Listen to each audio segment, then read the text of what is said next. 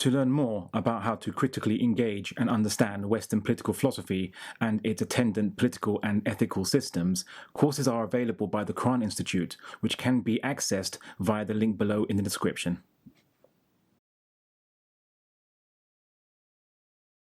Assalamu alaikum wa rahmatullahi wa barakatuh, and welcome.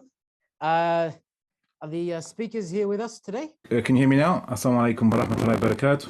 Wa alaikum salam, Abdullah. Yes, I can hear you. I can hear you, boss. And Professor Oppy. Okay, I'm back too. All right, awesome. We, inshallah, we're all ready to get started. So, on behalf of BUMSA, the Macquarie University Muslim Students Association, we want to welcome everyone tonight and thank you all to spend this particular Friday night or whatever time it is globally for you guys to tonight's emphatically emphasize not debate, which I think is great because too often our discourses sort of boiled down to which side dismembers the other, when there's a real sense in which what we're trying to do at least is get a dialogue, a discussion, and a weaving through some of the nexus of the complex ideas to arrive at some truth. So the topic tonight is liberalism and Islam.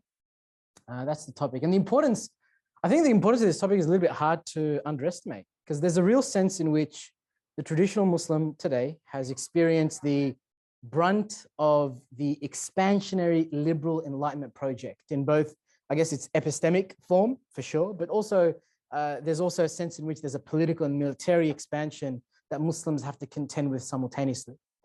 And so I guess going forward, there's a tension. The tension is there's the real need for debate. Both of these traditions, on the one hand, we have the liberal enlightened tradition, which comes from the rights of man discourse through to the modern international system we have today, built around the UN Declaration of Human Rights, the system of Westphalian nation states, and all the rest of it. Sort of, in many senses, at odds with Islam, which is a 1400-year-old aqidah or worldview with a long history of its own tradition and jurisprudence, and both are sort of claiming the right to legitimacy as frameworks for world building. I think that seems to be what's happening on the one hand, right? On the other, the charges that are made about Islam, about its backwardness, its savagery, its medieval quality, if you like, these charges are a product of a colonial legacy.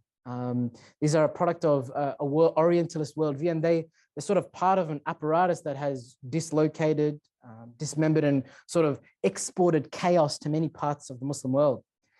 It is a post-colonial lens by which the Muslim world is seen, by which it's imagined, it's self-imagined. And to anyone who's under the pretense that any of these structures of racism are sort of over, you really only need to turn to some of the news on what's been happening in Afghanistan in terms of its portrayal of the barbaric Afghan and the US sort of savior complex, if you like, with the main weapon, the main epistemic weapon being, you are not liberal like we are, right?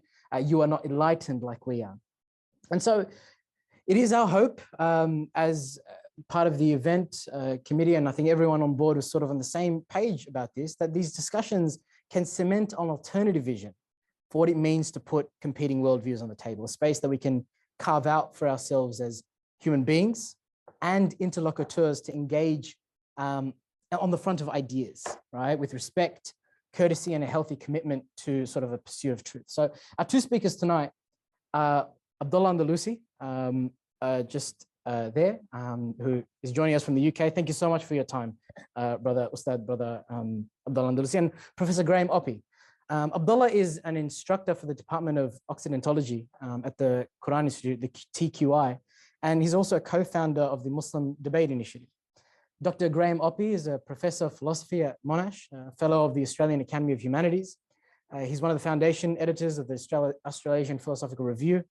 He did his BSc and BA from Melbourne, and he's got a PhD from Princeton and has around 10 published books, I believe, from a range of philosophical topics, but mostly on specializing in the philosophy of religion. He's also published works in epistemology, metaphysics, and the philosophy of science. So we'll start off with, I guess, introductory comments. We structured the discussion to be sort of loose, but in some degrees there was a little bit of structure. And we'll start off with either of you about the question of what is Islamic law, what's liberalism, and given the relative diversity and variance within each tradition, can we get a sort of initial parameterization of the discussion, so to speak?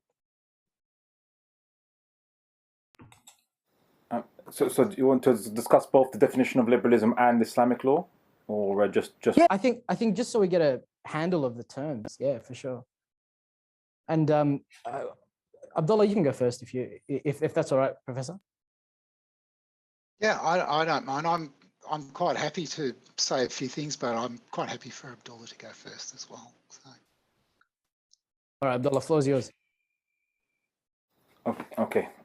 Bismillah ar-Rahman ar-Rahim. Alhamdulillahi Rabbil Alameen. As-salatu was-salam Nabi Kareem Muhammad wa alihi tayyibin wa sahbihi salihin. So, Assalamu alaikum wa rahmatullahi wa barakatuh to everyone down under. So, it's there was a bit of a mix-up regarding the Australian Eastern Standard Time, and you had like a local daylight savings, which wasn't reflected in the kind of the Google. So, unfortunately, I do apologize for that. So yeah, I would like to thank the MSA for inviting me, and I would like to thank my respected interlocutor, Dr. Graham Oppy, for attending. So just to dive right into it. So basically, a lot of the discussion will always be around definitions. Definitions are very key to any kind of discussion.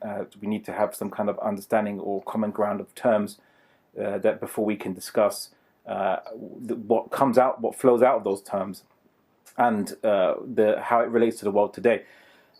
So in essence, so liberalism, in a nutshell, is the political liberalism or secular liberalism. In a nutshell, concerns the prioritization of the individual above all other political concerns.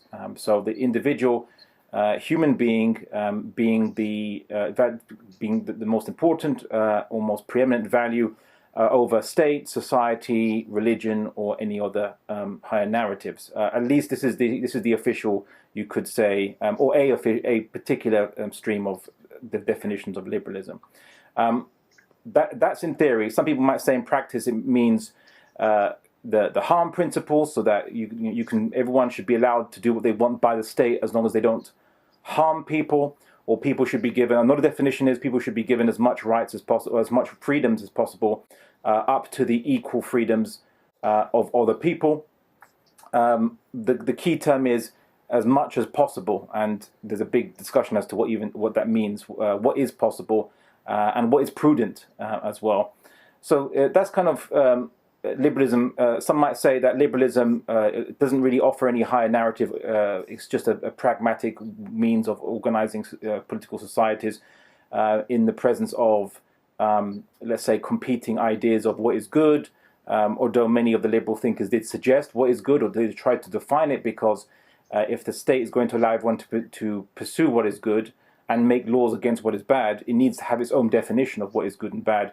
And so the state now has to adopt some particular definition. So in essence, that's kind of the creed of liberalism summated. As for Islamic law, well, there are kind of two aspects to this discussion, I think. One is in terms of what these ways of life or what these worldviews do, is they deal with what a way of life or worldview should do is it should deal with, obviously, an idea of meaning, and then an idea of how to organize human beings according to a higher meaning. Liberalism does lack that. It does lack any particular higher meaning other than a type of pragmatic calculus to avoid quote unquote conflict. But it doesn't specify why conflict is bad per se, other than it could impinge upon the fundamental value of the human being. Now, here's the issue. Liberalism posits that humans are independent. They used to say that they have a natural right to freedom based on what they would like before they came into society. So humans were like individuals in the wild, roaming around as individuals in perfect freedom. But because they feared violence from each other, they formed societies and made a social contract. The issue is that never really corresponded with what we can see from anthropology and ancient human beings. And so what we find is that the model which you could say the first liberal thinkers based their system on is inaccurate when it comes to human beings. The ontology is wrong. Humans have lived in family units, extended family units, sometimes up to 30 people, in a kind of self-supporting system. They were taught language, they were taught skills and they were cultured, and they were taught the beliefs of their particular clan or kind of nomadic group. And this has always been humans. Humans have never been individuals roaming around in the wild by themselves. So the entire premise of liberalism was based on trying to restore that natural right, you could say, to human beings. They used to be free as individuals before, so now we're going to try and make them as free as possible in this political state, for them to do whatever they want, because they're naturally individuals. Whereas, as we know, humans, if you look at both the human psychology and sociology, we certainly, and why we have something called sociology is because humans are not actually only individuals, but we interrelate, and a lot of our own identity, our way of thinking, tastes is shaped by society, including our ability to speak languages.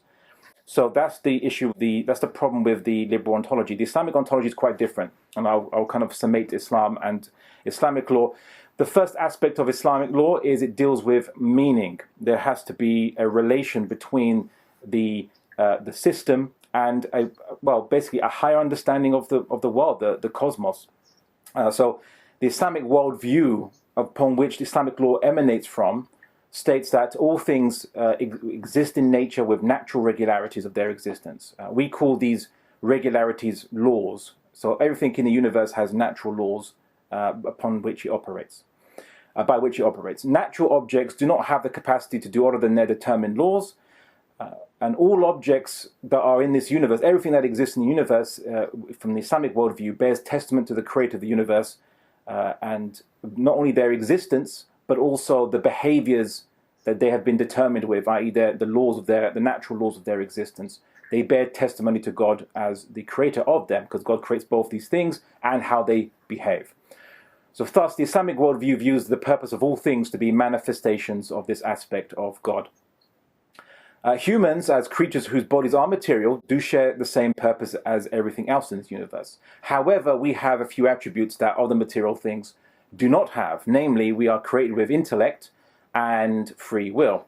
And both were created to bear witness to the creator. So these particular aspects, intellect and free will, like every other attribute in this universe, bears witness to the creator which made them in the first place.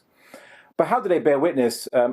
In essence, the intellect bears witness to God by human beings coming to knowledge of the creator via our intellect.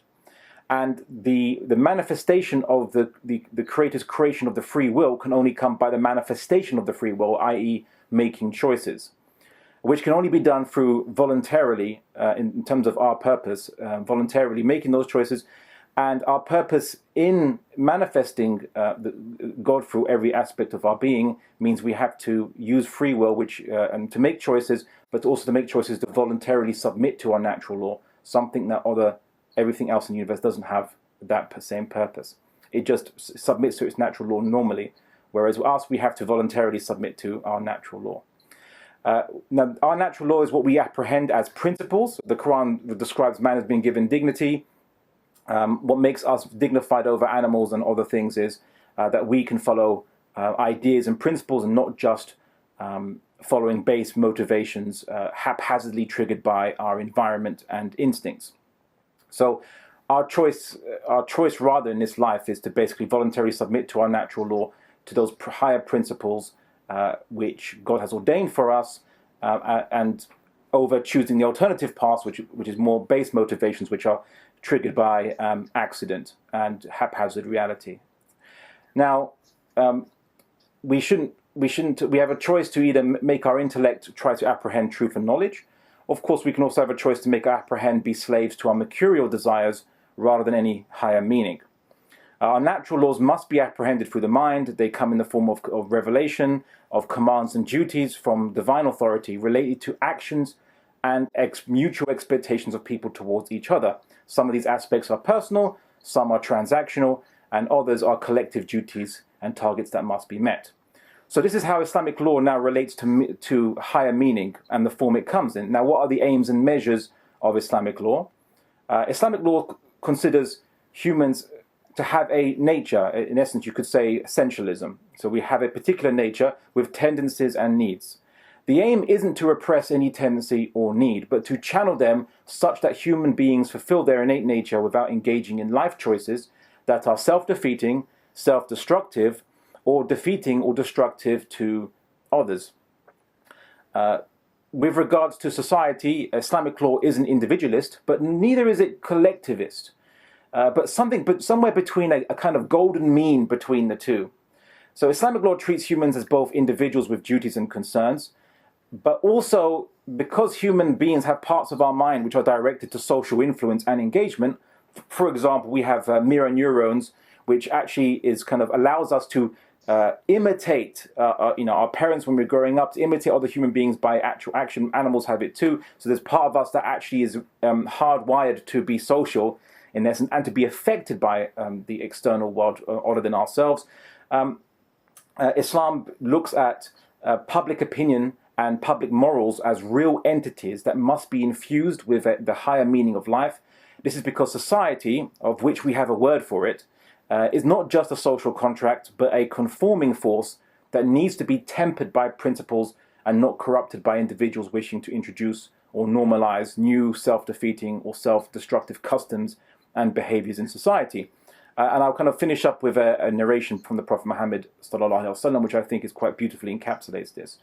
So the Prophet Muhammad, to paraphrase the narration, the Prophet Muhammad sallallahu alaihi wasallam is narrated to have said that people are like society is like a boat with two decks. Some people are on top deck, some people on the bottom deck. When those on the bottom deck wish to get water, they ask those on the top to go over the sides and fetch some water for them and take it down to them. But if an individual in the bottom deck said, "Let us drill a hole through our part of the boat to get water directly and not trouble those on the top," if those on the top allowed them to do that, allowed those on the bottom to drill a hole through their part of the boat to get water directly, to be self-sufficient for themselves, the whole boat would sink. And if they were prevented from doing so, then the whole boat would be saved. So what's interesting is that individuals acting on their own individual self-interest, maybe even in this particular narration, they were even acting for the betterment of society. They thought, let's not trouble those on top. Let's not trouble those on the top. Let's get water directly from our part of the boat by drilling a hole in it. If they were allowed to do so, the whole boat would basically sink. So in a nutshell, that is Islamic law. It's related to higher purpose and meaning, which is also very vital for humans. Humans seem to have a desire to engage with higher meaning and higher purpose for themselves. And Islamic law is based on that ontology, an ontology of higher purpose, higher meaning, a creator for the universe. And of course, that humans have a nature which requires higher meaning and higher principles and believes that they should be integrated. So what you believe is your purpose in life should be integrated with the values that you live by, but also by society. And whereas I'd say liberalism argues that it seems to argue very naively that anyone can believe in a particular meaning for themselves, meaning of life, but that will somehow have no effect on their life's affairs and will not lead to any problems and conflicts, which we will perhaps discuss later on in this discussion. So anyway, that's my 2 cents on both liberalism and Islamic law. So hopefully we can discuss those things. Right, Abdullah. Professor Oppy, I'll let you take it from here. Okay, so there's a lot in what was just said, and it would probably be useful to pick over some of it sort of bit by bit. So I think that the way to think about liberalism from the kind of high-level standpoint that you're thinking about it is that we start with the supposition that society is going to contain lots of people who have different comprehensive conceptions of the good. So there are going to be people who have different religious conceptions. There are going to be people who have different non-religious conceptions. And we know before we start that there are not going to be arguments that are going to persuade people who have one particular conception, comprehensive conception of the good, to swap to another, there's no argument strong enough to bring about convergence amongst people, agreement on what's the correct comprehensive conception of the good. And so the thing that the liberal state is designed to do is to allow people with different comprehensive conceptions of the good to live together. And the way that this works, which Abdullah, I think, correctly described, is to suppose that the best that we can do is to allow each person as much freedom in pursuing their particular comprehensive conception of the good as is consistent with allowing everybody else that same degree of freedom in pursuing their comprehensive conception of the good.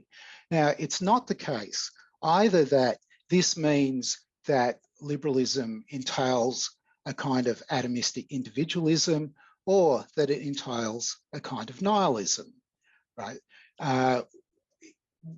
What matters, whether people are nihilists or not, is going to be their own comprehensive conception of the good. Whether people are community-minded or individual or not is going to depend again on their comprehensive conception of the good. And most people, if you think about the kinds of things that they're going to value, they're going to rightly value friendship, they're rightly going to value love, they're rightly going to value family, they're rightly going to value having meaningful projects to pursue in their lives, and on and on. There's a whole lot of things, and the expectation is that the liberal state is going to facilitate people in pursuing all of those things. And so the outcome is not going to be some kind of nihilism, and it's not going to be some kind of individualism either. It's just that the design of the state takes into account from the very beginning that you're not going to get agreement on any comprehensive conception of the good, as, for example, is given in a religion such as Islam or Christianity or Judaism or Hinduism, or in any particular secular comprehensive conception of the good, of which there are various varieties as well. To take one particular example, you might think that there's a kind of version of Aristotle's account of human flourishing, which makes a pretty decent, entirely secular conception of what the good life for human beings consists in. But it's thoroughly secular and it doesn't leave any particular role for religion, whereas the liberal state is quite happy allowing that people can be full participants in the state and pursue whatever their religion is, just so long as they're happy to allow other people to pursue their particular comprehensive conceptions of the good. Right, so that's a beginning of an account about what liberalism is. On the question about Islamic law, so when we were told that we were going to be talking about this, I interpreted the expression Islamic law in a kind of narrow way, right, in terms of law, the kinds of laws that are going to govern society. And I thought that I would like to hear from you a bit more about exactly what you imagine the content of Islamic law is, because there's several different things that you might mean by it. If you think about Islamic tradition, you might mean something like the law that was given by the jurists. You might mean something like the law of the guardians of public order, what the governors and the police actually enacted. Or you might mean something like law that's much more directly grounded in the Hadith, as, for example, Wahhabists and Salafists came to think later in the 18th and 19th century.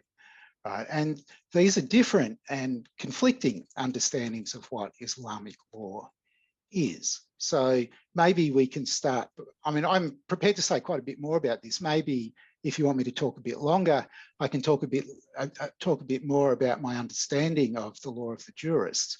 I don't know whether you want me to do that or whether you want to jump in at this point. I think this is a really good, sorry, Abdullah, if you wanted to.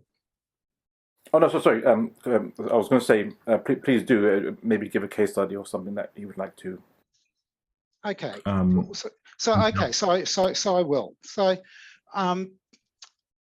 And you can correct some of this at the end, right? So some of it at the start is going to be very broad brush, and I'm going to get down to a quite detailed case. My understanding is that the Islamic judges' tribunals were traditionally quite restricted to things like family law, inheritance, charity. The reason is because the standards of proof for criminal law that the judges set were so high that legal conviction under the law was pretty much impossible to get. Why was that? Because when in the early Abbasid period, for political reasons, jurists were asked to formalise law as prescribed by the Quran and the Hadith, the jurists deliberately chose to formulate the laws so that it would be impossible to get convictions under them. Now, why was that? I think, and this is probably controversial, but I think that the jurists thought that it'd be unconscionable to turn the prescriptions in the Hadith directly into law. Why then keep the laws? Well, that's a good question. Some people think maybe because they're meant to act as a kind of deterrent, but if you know that you're not going to be prosecuted under the laws, that's not going to work. Perhaps more plausibly, because the laws are meant to enshrine values that it's thought will be good for us to measure up, right? So we kind of value them as an object, but we don't want them to apply to us, right? Something like that. So here's the example, and here's a very well-known example. According to the jurist law in connection with fornication or adultery, in the absence of any other considerations, 4 adult males have to testify to observation of penetration, right? And that's a circumstance that's going to be very hard to achieve. Of course, confession might lead to conviction, and we'll come back to that because I want to talk about a very particular case that involves confession, but it needn't. The other obvious thing is pregnancy, right? It's pretty hard to deny the evidence if you're pregnant. So what could possibly be said at this point? Well, there were 2 standards of two things that had to be established with certainty before you could get conviction, right? So there are two further tests. Maybe there are others, but there is at least these 2. One of them was the kind of sleeping fetus test, right? Perhaps you've been married previously, but you're divorced or you're widowed. It has to be ruled out that the parent of your child isn't someone that you were married to at the time that they were conceived. And according to the story, for any length of time, up to 5, some people thought 5 years, some thought 7, the fetus could sleep and then wake up and grow. And so there was an out if the person was a widow or and the timing was right.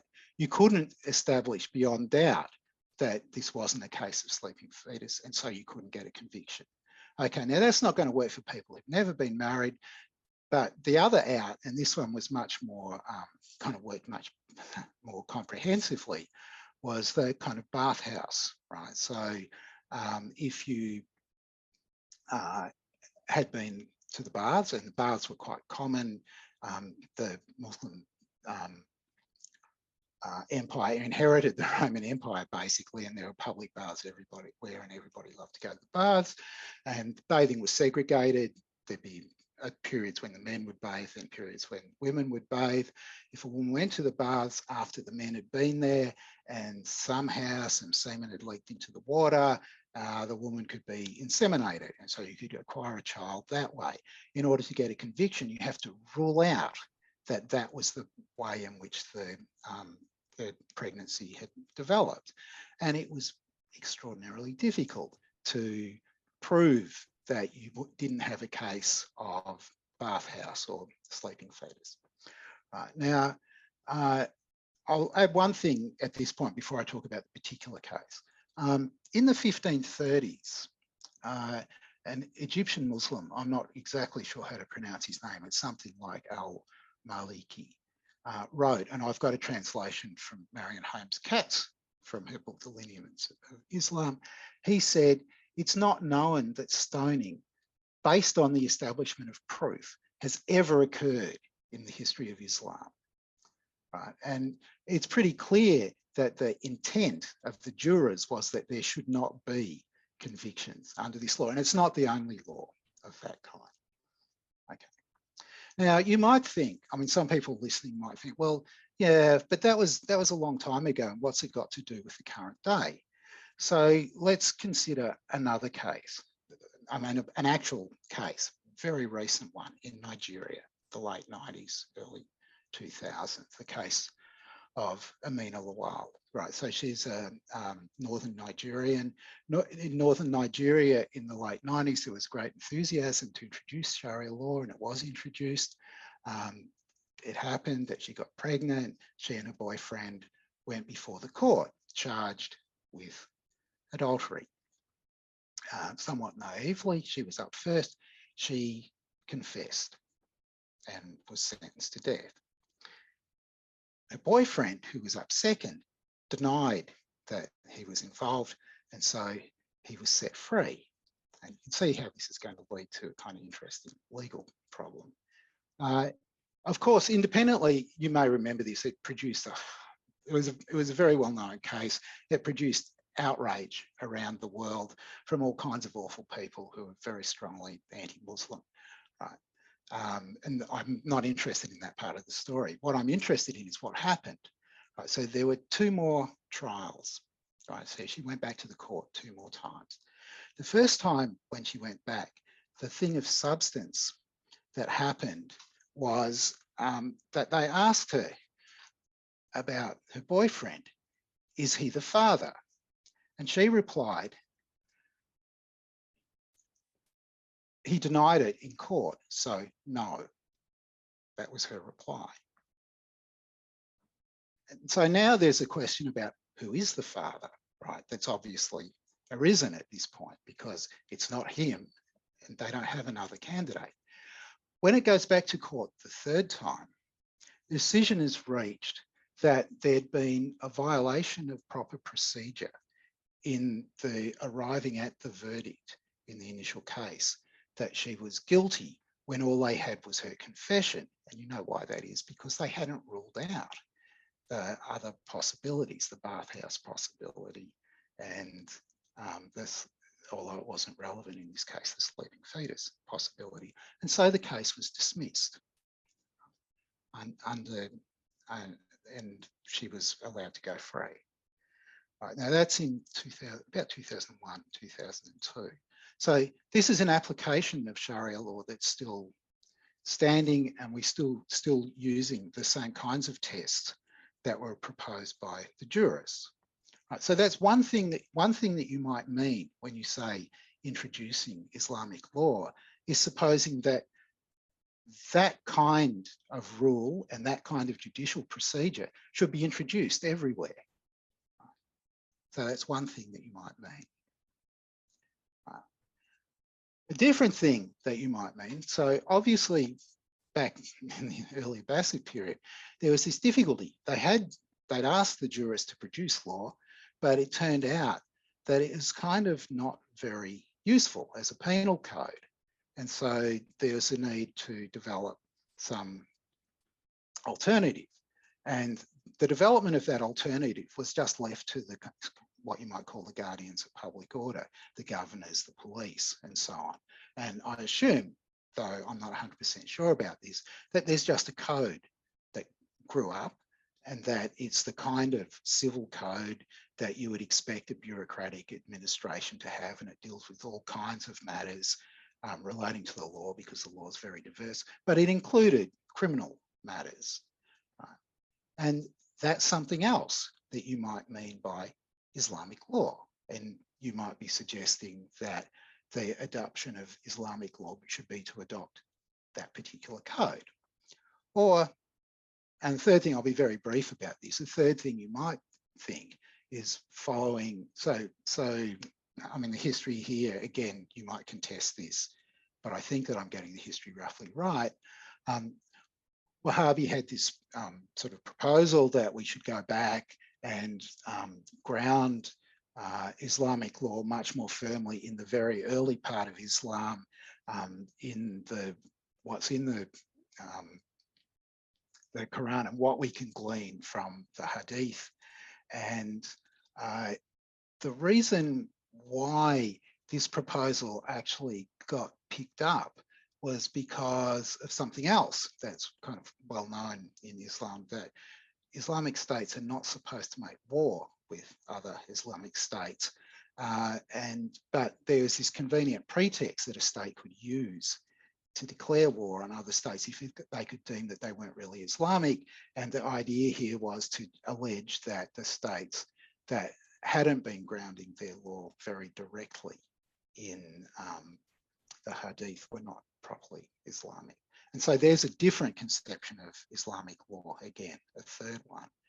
And so my question is, when you're talking about Islamic law, exactly what are you talking about? One of these three, something else, some combination of them, or what? Okay. Well, thank you very much for this. The kind of raising the issue of kind of looking at Sharia, the Islamic law system, and how it would operate. So, in essence, there is only Muslims of different schools of thought. We might disagree on a few things, but in essence, we actually mostly agree than disagree on Islamic law. In essence, the Islamic law system, as applied by 1,300 years of Muslim political rulership under a caliphate system. So the caliphate is basically the successorship to the Prophet Muhammad sallallahu alaihi wasallam in his political role, is well documented.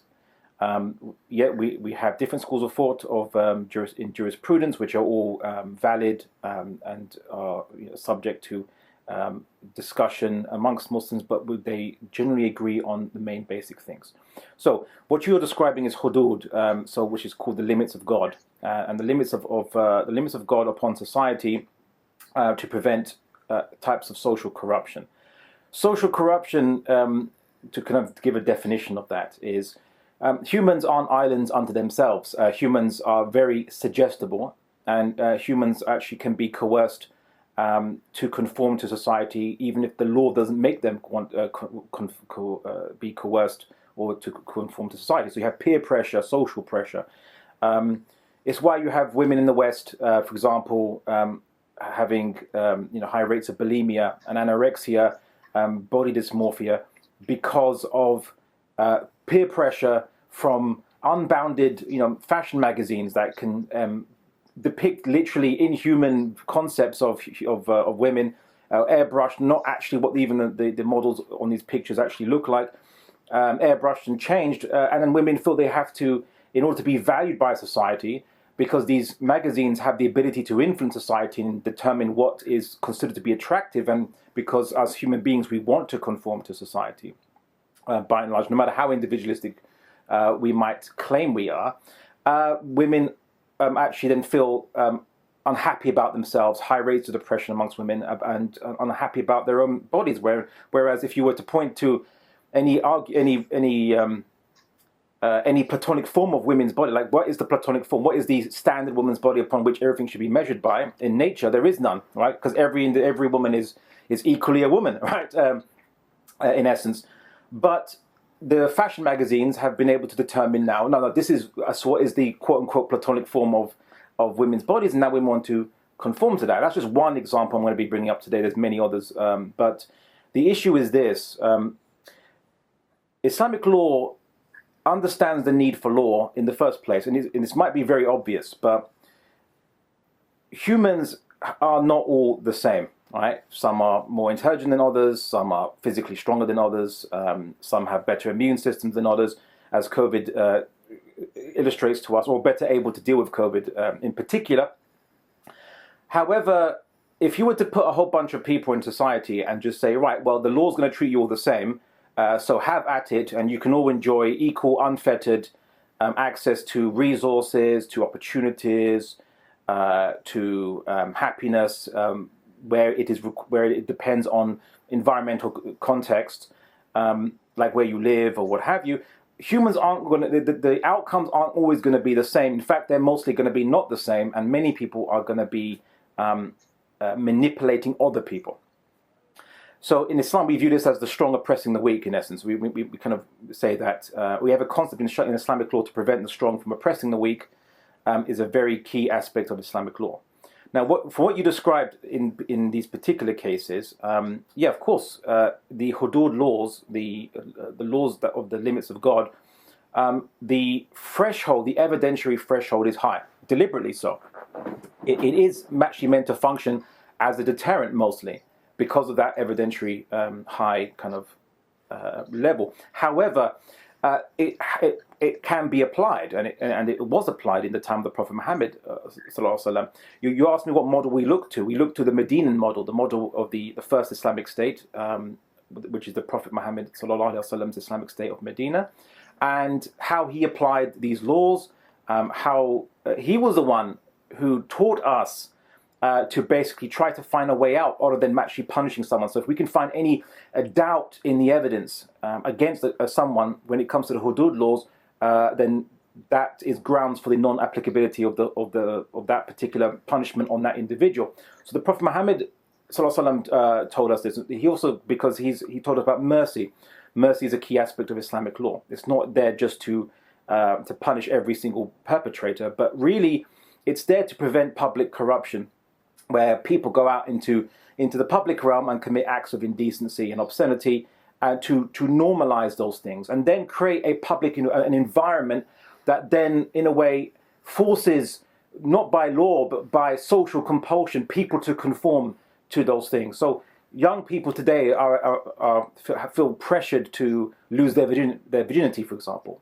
The idea of saving yourself for marriage is not in vogue. Right? And you even get bullied because of it. Now, liberalism can't do anything about that. Now, bullied, as long as the bullying isn't physically bullying, ribbing people and, as I said, like joking about people about how they're still virgins is considered to be, fair comment in liberal societies. But it psychologically affects people. So it affects the self-esteem of boys, girls who are pressured into it, and they might not want to do it. And when they kind of have or fall into this life pattern of let's say casual sexual encounters, it actually then diminishes the chance of a successful marriage. So studies have shown that the more partners people have before marriage, the greater the likelihood that they will never be happy in marriage. Whereas people who've actually had very few partners, even if not even no partners, have actually had the most successful marriages according to many studies. So this is just one tiny aspect of liberalism. There are much more aspects. There are more gaping aspects, like the liberalism's understanding of economics and freedom of ownership, which allows people to basically dispose of their wealth as they see fit. Although it's implemented many regulations over the years, but that kind of open approach to economics, at least initially, led to, in the 19th century at least, 1% of Americans owning 80% of the wealth of America. It was actually much more unequal in the 19th century. The Bilderbergers and the Rockefellers and the Rothschilds and so on. So these massive conglomerates and so on and so forth.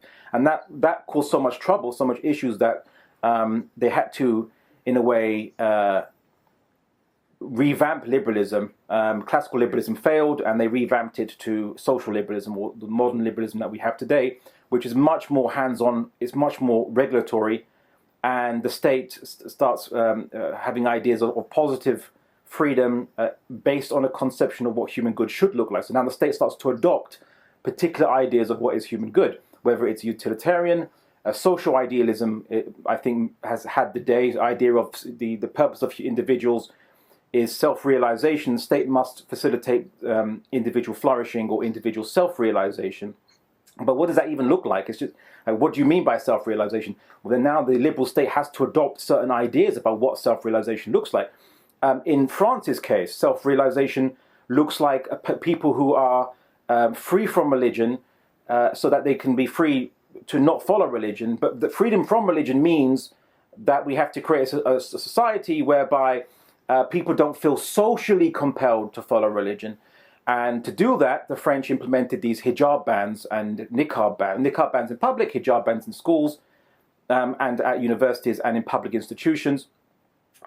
because it was trying to free the women from the social compulsion by their religious community, right? So they're going to be compelled by the state to save them from social compulsion, right? Now that's a legitimate interpretation of liberalism, because if we had a French intellectual here, they'd probably give you a much better argument on this than I could, as to why it's valid. But of course, Anglo-Saxon systems don't really accept that. Anyway, to now kind of go back to what you said about Islamic law. So the system I'm referring to is a system that was implemented under the many caliphate dynasties for 1,300 years.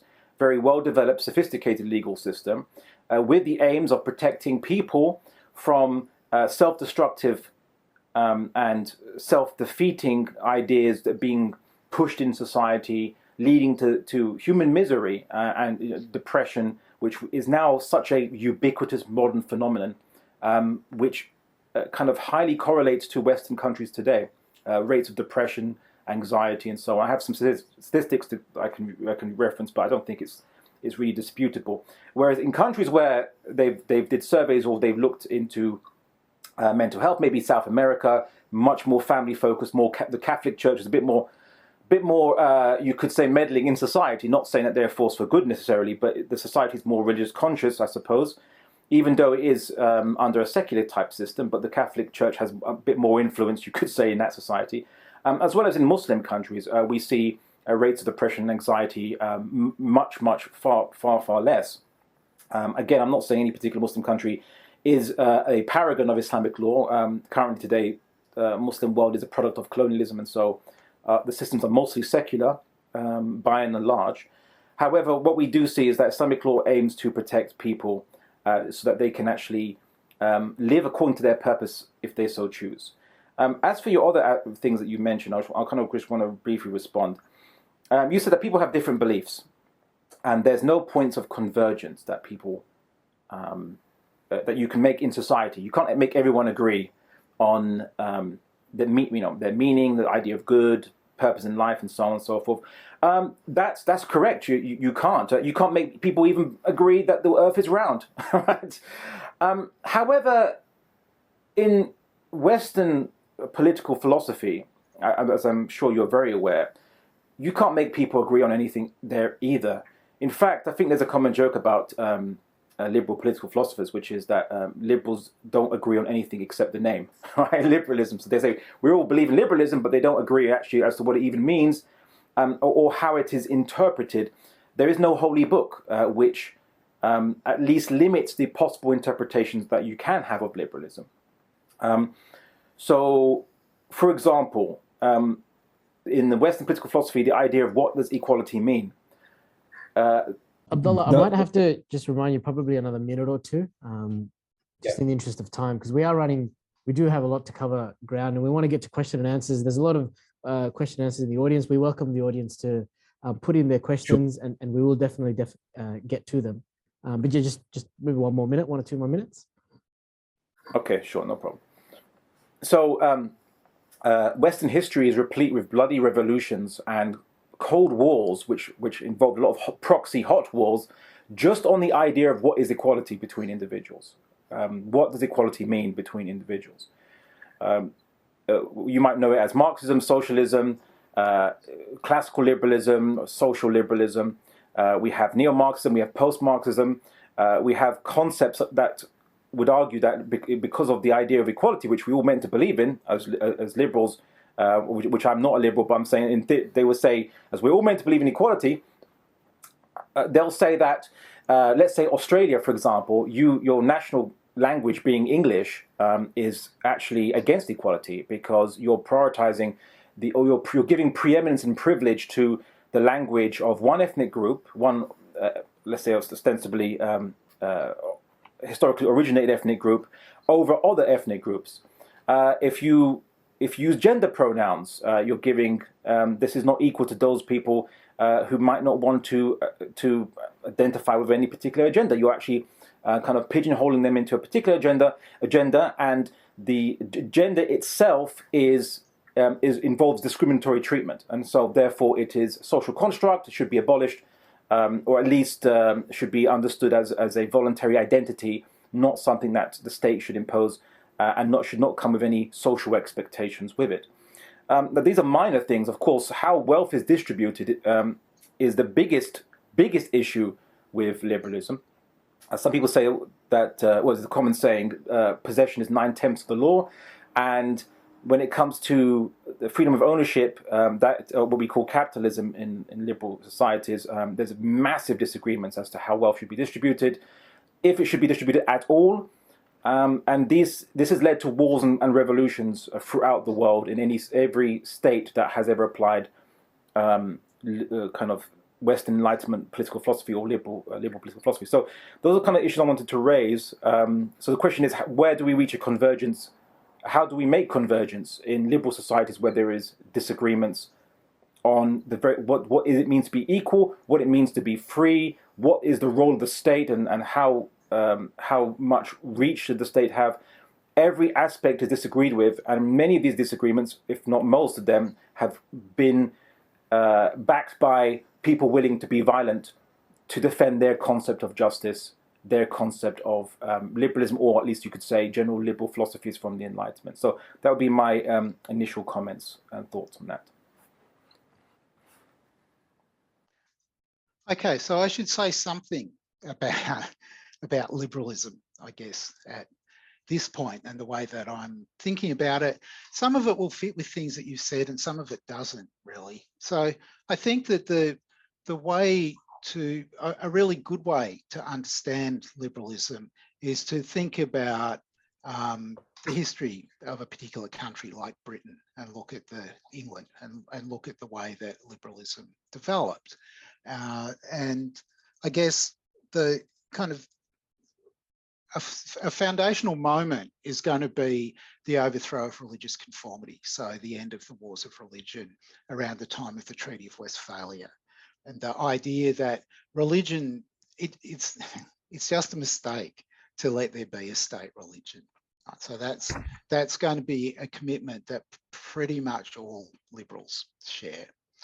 The second plank, which in Britain comes slightly earlier with the English Civil War, is the overthrow of aristocratic privilege, division of powers between king and parliament, the end of mercantilism, the emergence of middle class, right? And this is the beginnings. This is where you can see liberalism starting to emerge as a philosophy, as a way of thinking about politics. Third plank is some movement on suffrage and property rights. So there's this question about who gets to vote. And so we have this introduction of periodic elections. There's a kind of skeletal Bill of Rights. There's separation of powers between legislature, executive, and judiciary. And there's some broadening of the scope of who gets to vote.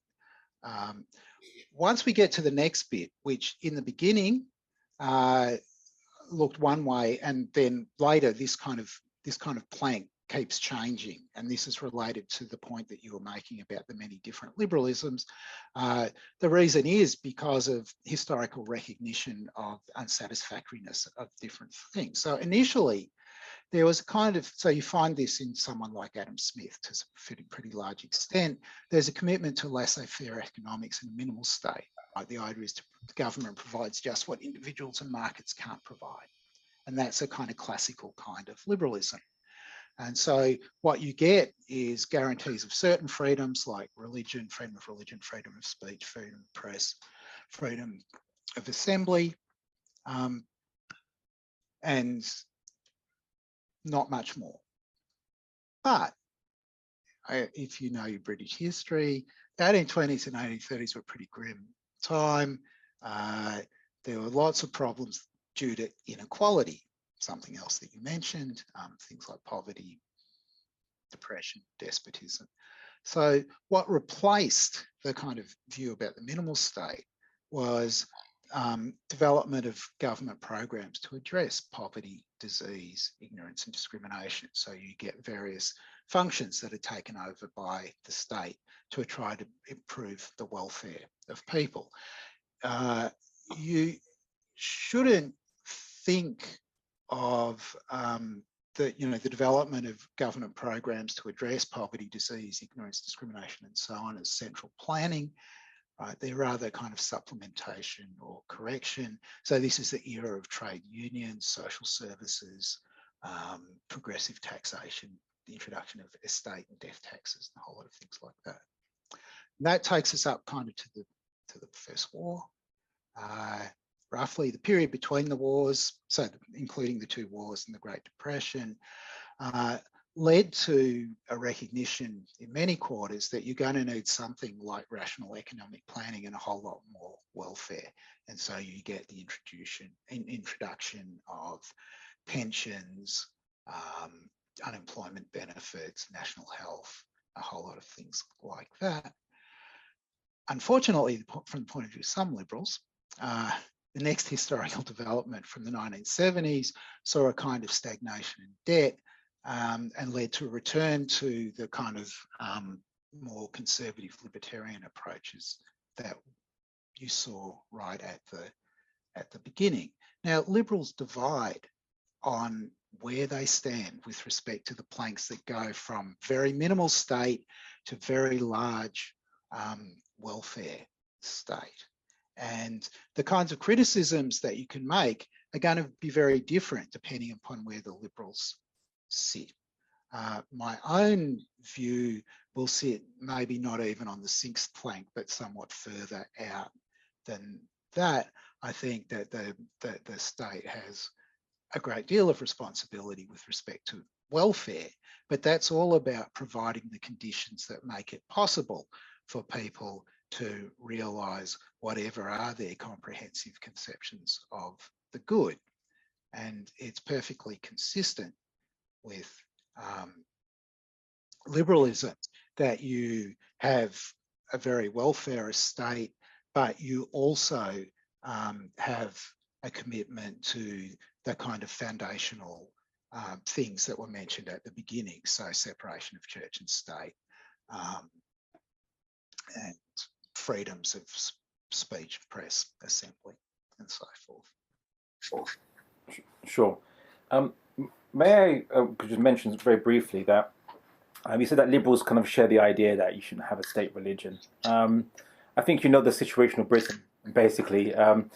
Not so actually. I mean, Britain, in theory anyway, is actually not a secular state. The head of church is the head of the state, the Queen Elizabeth II, who's also your head of state as well, right? In Australia, although Australia doesn't have a state religion. So the Anglican Church, or the Church of England, is the state religion and the state church of England.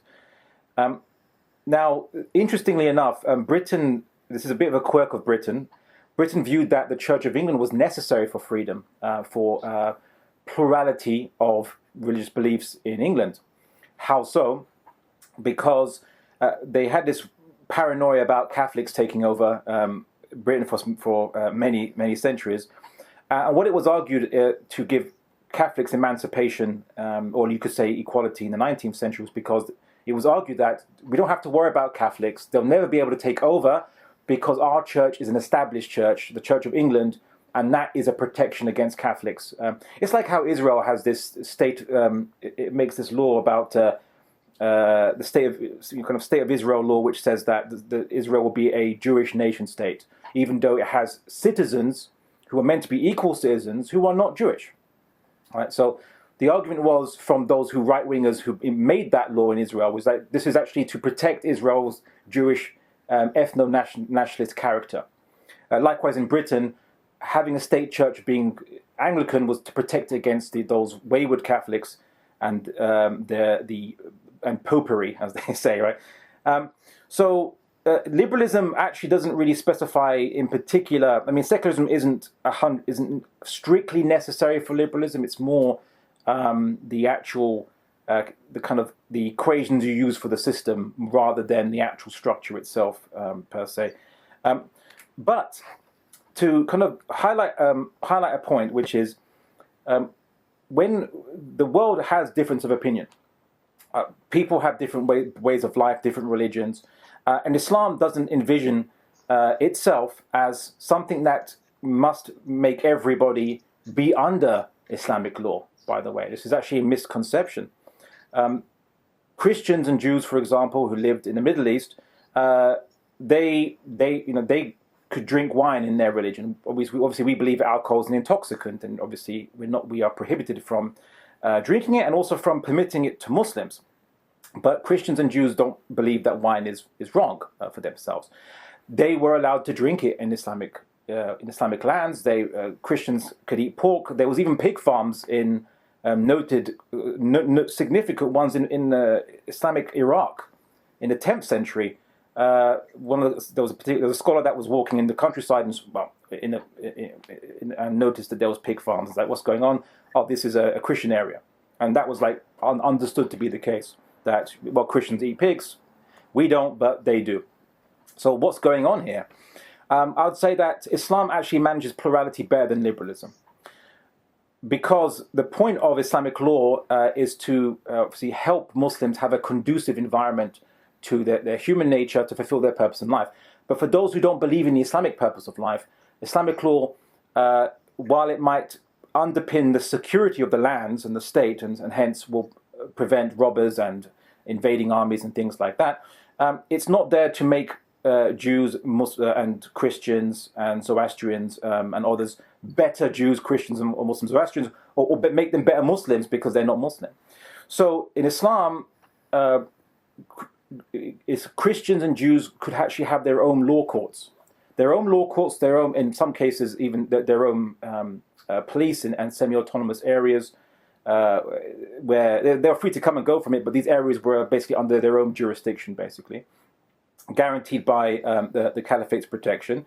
And they had their own law system. There was no issue with them living their own community lifestyle. No one was telling them that they are not following the values of the state or the national character. They're not following the values of the nation, or they're not integrating or assimilating into the wider society. There was no such challenges.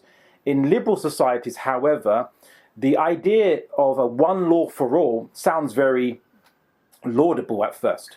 But when you actually think about it, how you apply this, you're basically saying that one law might be determined by the majority, let's say, or at least representatives of the majority, will basically impose one particular law system on everyone, including the minorities that might disagree with the law system.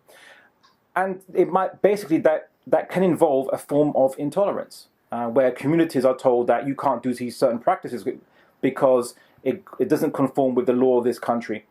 Or you're not allowed to have your own law system because that is in derogation of this one law for all. What you find is that Muslims and historically Jews, but sometimes also Catholics, were their own law systems were viewed as active threats to the state. Right now, it's Muslims a practice of just even voluntary Islamic law courts, or more like tribunals. They're not really Islamic, they're not courts really, but they're just tribunals, are viewed as a threat to the state, and the state must clamp down upon these or regulate it or get involved in their religious life and affairs because it is viewed as a threat. So those are the issues that liberalism has a problem with: tolerance of multiple ways of life other than its own, I would say, in practice, whereas Islam actually allows separate law systems for Jews and Christians and others to practice their own laws amongst themselves within a kind of negotiated law between everyone, acting as a universal on aspects which involve inter-community relations. So that would be the issue. I think that Islam kind of offers more tolerance than liberalism, only because Islam doesn't view itself, it can't view itself as imposing itself on everybody, because the purpose in life is to voluntarily choose to worship the Creator, to recognize His existence, and to follow His commands. It must be done voluntarily. It can't be done by imposition. Whereas liberalism believes that liberalism itself is universal justice for mankind. And so if it's universal justice for mankind, then every human on this earth has a right to liberalism, whether they like it or not. And so it means that there can only be one law for all in every liberal state, but it can also mean that liberal states can exercise expansionism, or rather colonialism, as it's called, to import or to export its ideology to the world because it believes that every human being has a right to what it calls its own definition of human rights, irrespective of whether those people like it or not, or agree with it or accept it, and so on and so forth. I know there's difference of agreement amongst liberals on liberal interventionism. Usually there's a discussion as to when you can intervene or not, but colonialism was justified from a liberal rubric. And I think finally, when we discuss, liberal societies, there's many aspects that I do want to raise, which is, for example, that you might have an idea that people can do as they please or do as they want, but this assumes that people's kind of desires are fully autonomous. They come from themselves. No one can influence them. No one can kind of cajole them into any particular activity. But also that the state ideology. Abdullah, I think there's a lot of things happening here. Specifically, there was that point I think that was raised about how liberalism claims to purport to facilitate different conceptions of the good, and your response to that being that it's possible that Islam facilitates pluralism perhaps better than liberalism does, and that was sort of an answer. And we'll get to individualism about what liberalism does for individualism afterwards. But I'd like to get some thoughts from Professor Oppy, if that's all right. Sure. Okay. So, I think that there are a few things to keep separate in the discussion. One thing is about the distinction about the laws that you apply within a state and what you think governs the behaviour of states. And liberalism was a doctrine about what happens within a state. It wasn't a doctrine that spoke to relationships between states. And there are kind of very obvious differences here, because within a state, you've got a government, all the citizens are subject to the government. The nations are not subject to any kind of ruler. And so you shouldn't be thinking, as you very quickly said, that liberal theory was used to justify colonialism. That's actually, I think, not true. So that's one thing I wanted to say. Another thing that I want to say is that the way that liberals will think about this, the set of laws that you devise when you're devising the laws for a liberal state is a minimal set of laws. It's just the laws that you need in order to make it possible for people to pursue their comprehensive conceptions of the good, as far as they can, limited by everyone else being able to do it as well. And the laws don't, there aren't lots of additional laws on top of that. Now, when it comes to the question that was just asked, right, about which kind of state provides more freedoms to people, you can think about it in theoretical terms, or you can think about it in historical terms. And it's worth looking at the history here and thinking about, for example, how under the Ottoman Empire, Christians and Jews and, let's say, atheists actually fared. What freedoms did they have? What sorts of opportunities were there for them to pursue the good, compared to what happens in a liberal state when you think about the opportunities, say in Australia, for Muslims to pursue their conceptions of the good. And it's worth thinking about the very limited freedoms that Christians and Jews had at times under the Ottoman Empire. Right. So, sometimes people say there wasn't much. Yeah, they had to pay extra taxes, but that was justified because the Ottomans were providing them with protection, armed forces, right? But that's kind of silly, because the Christians were also forbidden to carry weapons, they were forbidden to ride on horseback, and they were forbidden to be in the armed forces. So that particular justification in various times and places. So that particular justification won't work. There were things like, for example, and this is a kind of indication about the state of mind, that Christians weren't allowed to own houses that overlooked the houses of Muslims. The Muslims had to be on the higher ground. And again, it's obvious what the reasoning is here. There's a worry about insurrection. There's a worry about people rebelling against the state. If everything was as hunky-dory as you've been pretending that it was, none of this would be the case, right? There are a huge number of limitations, and that was just the good case, right, for Christians and Jews. There are worse cases, and in the Ottoman Empire, there are worse cases for various groups of Muslims, like the Alevis, for example. So you know perfectly well, in 1514, the Sultan arranged a massacre of 40,000 Anatolian Alevis, right? That doesn't sound like, right? And you can go on, right? I've picked one example. There are thousands. There are thousands of egregious examples in liberal states too, when it comes to that kind of behaviour. You're not going to get anywhere trying to make a historical case for somehow or other the way in which people are better able to flourish under Islam than they are under liberal states. It's also worth thinking about apostasy. This is another good thing to think about. Sometimes people say, I believe you've said on occasion, that really the issue was about sedition rather than about apostasy. But think about, for example, the period between 1463 and 1844 under the Ottomans in Bosnia and Herzegovina, where apostasy from Islam was punished with the death penalty. And the reason that was given was that perceived conversion away from Islam was regarded as a threat to the survival of Islam. It doesn't sound like sedition to me. Okay. Well, let's go through it in the same order you mentioned. I would say you said that liberal theory was never used to justify colonialism because states in their international relations were not subject or beholden to laws, whereas domestically they're beholden to their own laws.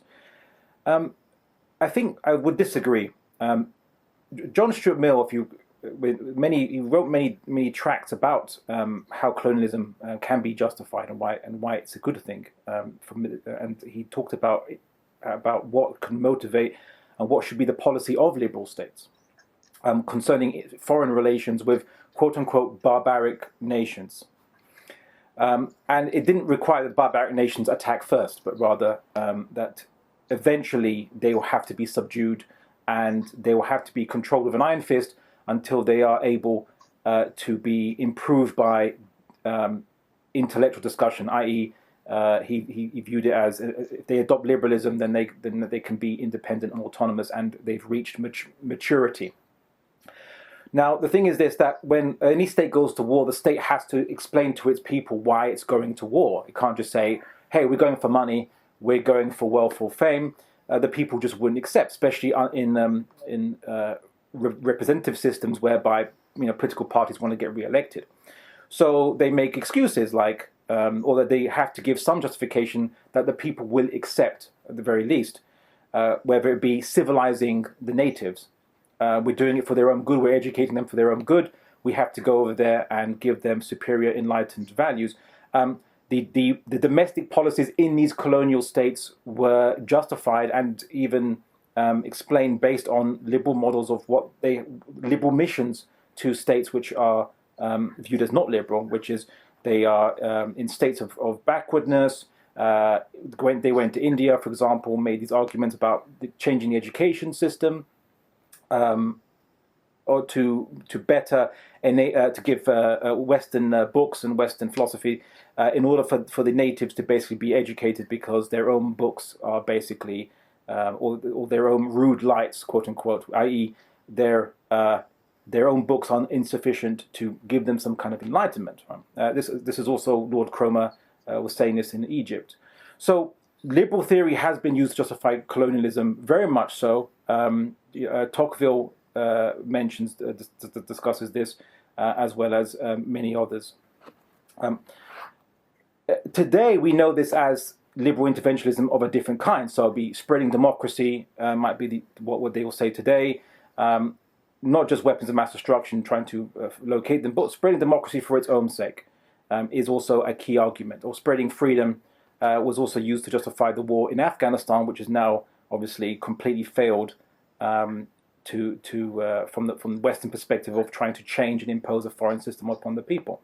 So I would very much disagree that liberal theory has not been used to justify colonialism. Indeed, it was centrally located in justifying colonialism, because the people wouldn't accept any other any other reason. Why are you going around the world and sending British troops to die? For what purpose? You mentioned about how Christians and Jews fared in the Ottoman lands different times. I'm here to defend and advocate and explain and discuss Islamic law, not the policies which have at times been non-Islamic by various regimes or systems throughout, or at least policies throughout the Muslim history. So, in terms of how non-Muslims are to be treated, we have the Prophet Muhammad sallallahu alaihi wasallam giving us a model to go by, and that model was more or less successful, such to the point that many Christians actually didn't want to accept kind of a modern Ottomanization, whereby everyone would be made fully equal citizens of a state. They wanted to remain actually under the Islamic system, which is where they will be people under contract, or Ahl Dhimma, meaning people under covenant, because in a unitary one rule, one size fits all state, they would lose some of their privileges that they enjoyed under Islamic law. This is when the Ottomans were under liberal influence for a time, and liberals tried to introduce Western-based citizenship concepts. So there was actually opposition from, including Armenians, they opposed the idea of this kind of unitary Ottomanization, where everyone was made equal citizens. They actually wanted the system before that to remain and be the same as it was before, because where they had autonomy. Non-Muslims are not meant to be at all kind of humiliated, or we have prohibitions by the Prophet Muhammad sallallahu alaihi wasallam from doing so, very clear ones. We have guarantees of the rights of non-Muslims under Islam from the Prophet Muhammad sallallahu alaihi wasallam, who said that anyone who harms a person under covenant is as if it has harmed himself.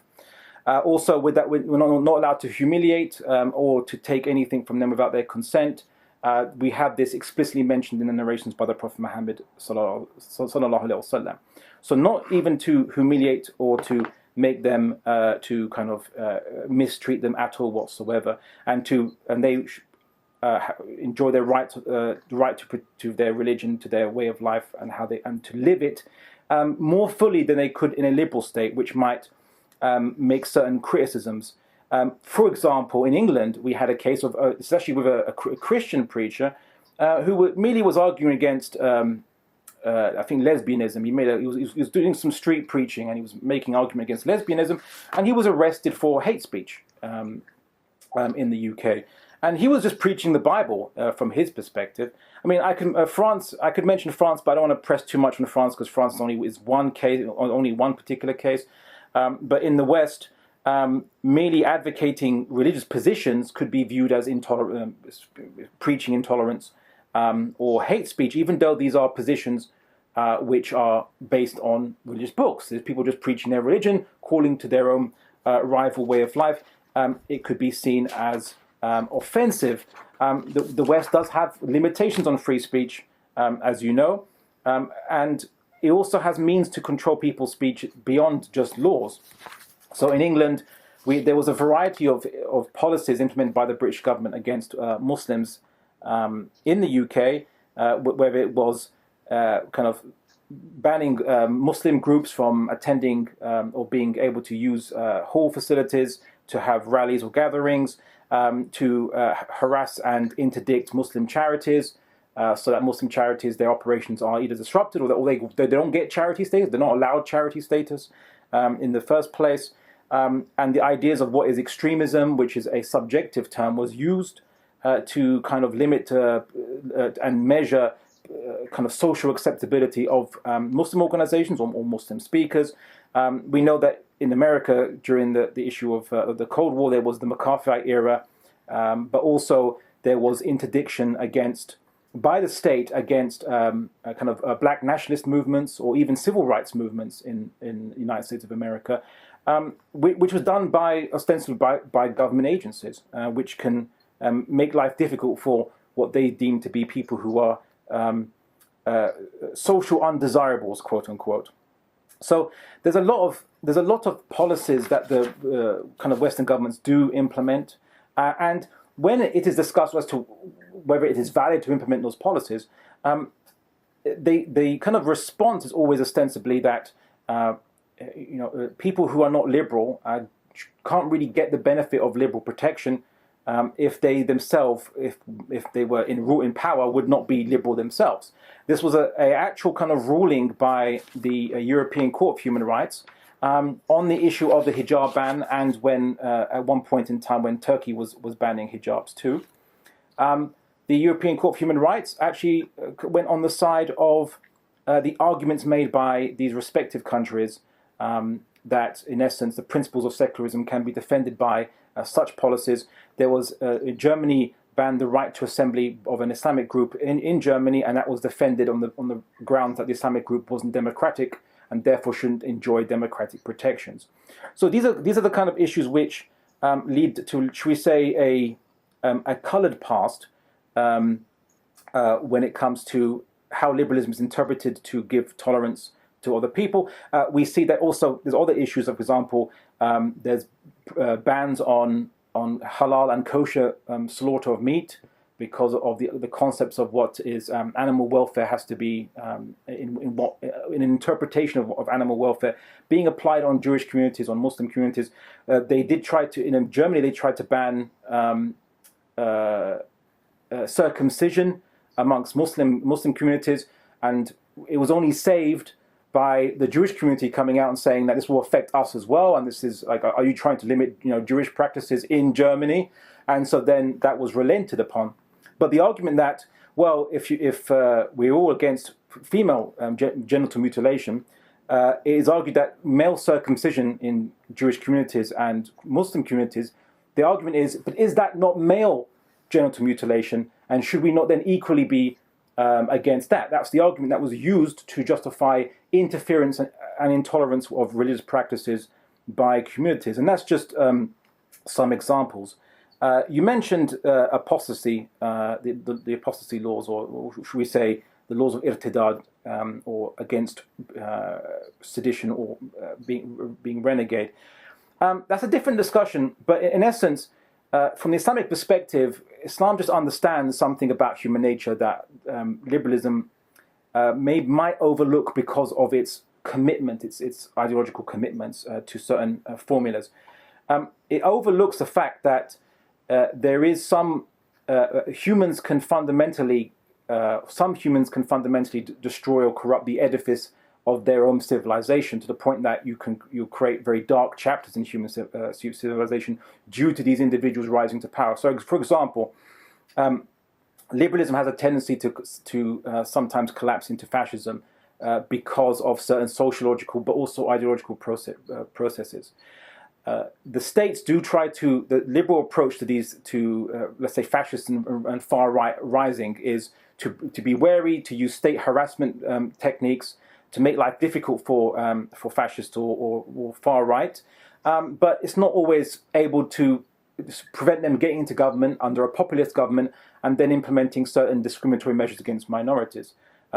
As most people probably don't know, is that Hitler wasn't the only, and Nazi Germany wasn't the only fascist government that's ever risen to power in Europe. Fascism has risen in Spain, Italy, Portugal, Mexico, Japan, a few other countries. Abdullah, if I could just ask, expedite to the question, which is, what does that have to do with our Islamic apostate laws? Well, this is where I'm coming to, which is that there are some individuals which what they will say or what they will do, if allowed to continue, would destroy the edifice of the civilization, because of their ideas are going to basically fundamentally are abrogating the whole basis of the state as it was, that gives people their rights. So in Islamic system, it is understood that when Muslims have made a commitment to Islam, upon which the basis of an Islamic state is Islam, and the basis of the rights and protections that Islam gives to everybody is the Islamic worldview. If someone who has committed to that in an Islamic state then chooses to make a public reneging, not a discussion or or a debate about it, or they say, I have doubts. That's not a problem to say you have doubts, or let's sit down and discuss this. But someone to say that, you know what, I'm actually going to make a public renouncement of my my political allegiances, my political commitments that I have made public. I've made a political commitment. So in Islam, irtidad doesn't mean you change your mind. Irtidad means you throw off your commitment. The commitment you've made, you throw it off. You renege your political commitments. You become a renegade, quite literally. Then Islam deems that is a existential threat, or a potential existential threat to the society. If someone says that they want to renege it and they leave the society, there's no iron curtain, there's nothing to stop people from leaving. But Islam understands that there are certain things which are existentially threatening, which could lead. You want to prevent rise of fascism. You want to prevent someone who might come up and say, you know what, I think. As a Muslim, I'm going to abrogate Islam's ideas that non-Muslims should be treated with tolerance. We would say this person has rejected Islam and is a renegade, and you can't let this person get to power or lead a community to get to power. Otherwise, it will mean the abrogation of the very rights of the state to everybody. So Islam is pretty kind of more honest and more understanding of how humans interact. It's not about humans can follow popularism, not because they're intellectually convinced of it. I think Donald Trump really has illustrated this point. No matter whatever he did, no matter how many facts he got wrong, no matter how many facts that he based his policies on that were demonstrably wrong, people still followed him. These demagogues are quite concerning and worrying. Liberalism doesn't have a defense mechanism against them, which is ultimately, and can't prevent demagoguery from getting into power and then committing oppression. Islam essentially does. So that would be my explanation of the law of irtidad and why it is necessary, and the wisdom for the law. And I think, as Immanuel Kant mentioned, I'll just mention the last point. Immanuel Kant mentioned that he believed that anyone who tried to question the legitimacy of the state, upon which all the laws and foundations are based upon, has practically committed sedition, and he believed that sedition deserves the death penalty. This was Immanuel Kant. He thought that the state is necessary for the implementation of rules and laws in society, and if anyone was even to question the very legitimacy of its state by going back to its origins, saying like, how does this government or this king, how does this represent us, or even if it's an elected democracy, where did we vote on the constitution? We don't believe this state has legitimacy because we didn't vote on its constitution. I wasn't there 200 years ago. If anyone says that kind of speech, Immanuel Kant believed they were practically committing sedition and were highly dangerous. So this is in essence Islam's perspective. You obviously might disagree with it, but I think it's a very more efficient way of preventing like far right fascists and very nasty individuals from coming to power, and abrogating the very laws of Islam that provide security and protection for people. Graham, what do you make of that? So there's so many things going on, it's hard to keep track of them all. And there's a bunch of distinctions that I would want to draw. So one thing is to distinguish between liberal theory, what the theory says, and what liberal theorists have said when they're speaking about other matters. And when it comes to the question, I mean, when I said, look, liberal theory is a theory about the state, it's not a theory about international affairs, and you started talking about what some liberal theorists said about international affairs, that doesn't mean that what they were giving you was some consequences of liberal theory. They were just giving their independent views about how they thought international affairs should go. And that's just got no consequences for liberal theory as a theory of the running of the state. Right. So there's that. There's another thing is that liberalism, like Islam, has a very long history, and you have to draw a distinction. One distinction is between theory and practice, what the theory tells you. So in answering some of the questions, you appeal to the idea that Muhammad said something, and that somehow or other seemed to ensure that nothing bad could be done by liberal states or something like that, because it was part of the theory, right?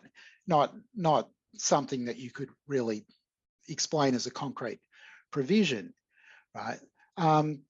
And another thing is, and this is another point about history, that certainly with liberalism, there's a development over time and the theory improves. And there are ideas that were had by the founding fathers, people like Hume and Locke and Kant, that have been disavowed by subsequent generations of liberals, and you can't prove anything by appealing to things that they said. Right now, it's kind of hard to keep all this stuff straight if you kind of keep jumping backwards and forwards between theory and practice, what people said once upon a time, what people are saying now, and so on. And so the conclusions that you're trying to draw, and I'll take it that one of the things that you wanted to argue was that Islamic states are going to be much more stable than liberal states. It depends, right? If you look at the UK, for example, it's hard to say exactly how long it's been a liberal state and how long its history extends, but it's never really seemed to be seriously under threat of becoming a fascist state. Maybe you think that Mosley was in with a shot just before the Second World War, but that seems extraordinarily improbable to me, right? And it may well be true that also, I mean, you have to remember that the states are not islands. They exist in a world where there's all kinds of other things going on, and the pressures on liberal states may lead them to behave badly at some times, to perform better at some times than other times, but they still look like very robust institutions. And you've got to be careful about drawing too much, too strong inferences from a very small number of data points about what's happened in the United States in the last 5 years. Okay, so I'll leave it there. I think this is a good time to actually move into some of the Q&A, because this question about praxis and theory actually arose. So one of the questions was, to what extent is liberalism responsible for the excesses of liberalism, and to what extent excessive, I guess, liberal regimes they mean, and to what extent is Islamic law responsible for the excesses of, I guess, the historical instances that, for example, Professor Graham Oppy was mentioning. So can we get some idea about how this relationship between praxis and theory?